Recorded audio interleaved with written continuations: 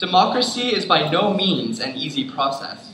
It never has been, because of its difficulty, the process is slow. But imagine this. You're pushing a cart of gold, but that cart's so heavy, you really want to get to the top of that hill. So you start throwing out those bars of gold. Well, by the time you get to the top of the hill, you don't have very much gold left, but boy, that was easy to get through. Now think about the bars of gold being like words. By the end of the final summation of that bill, you have so little meaning behind. If there was no struggle, then what is the meaning? The Founding Fathers designed our system to be difficult because they knew the terrors of an effective system filled with reason.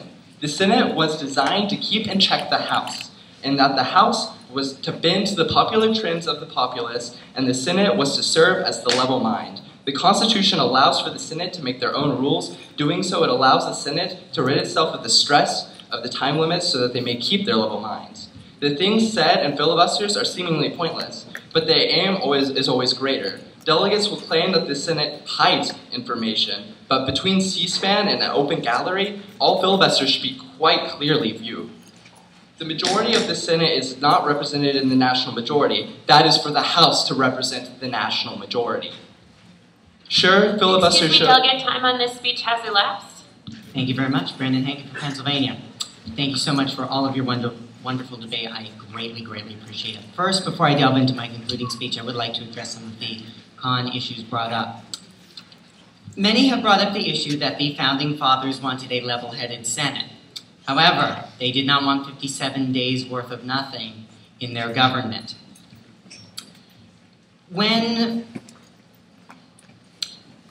in terms of the bill looking better or having more power to it because its 57 days have been wasted on it reading the phone book, I would argue not so. That just shows the wasting of time and tax dollars in our nation.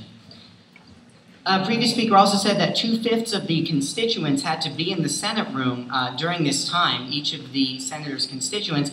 Actually, the constituents are those that the senator is representing, and in this case, representing poorly because he's stalling and not expressing their views to the main assembly.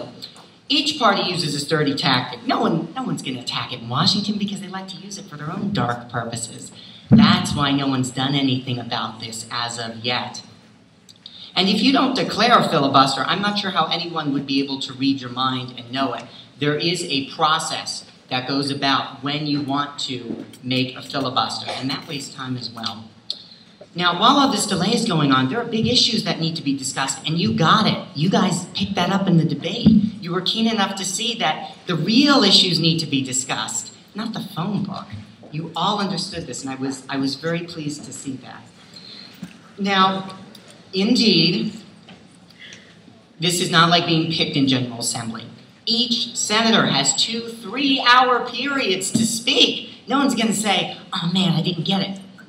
Everybody has the chance, as per my proposal. Everyone will be recognized if they wish to be recognized. There's valuable time being wasted in the U.S. Senate. Hours and hours on end are utterly wasted when the filibuster, an arcane rule allowing unlimited debate, is invoked.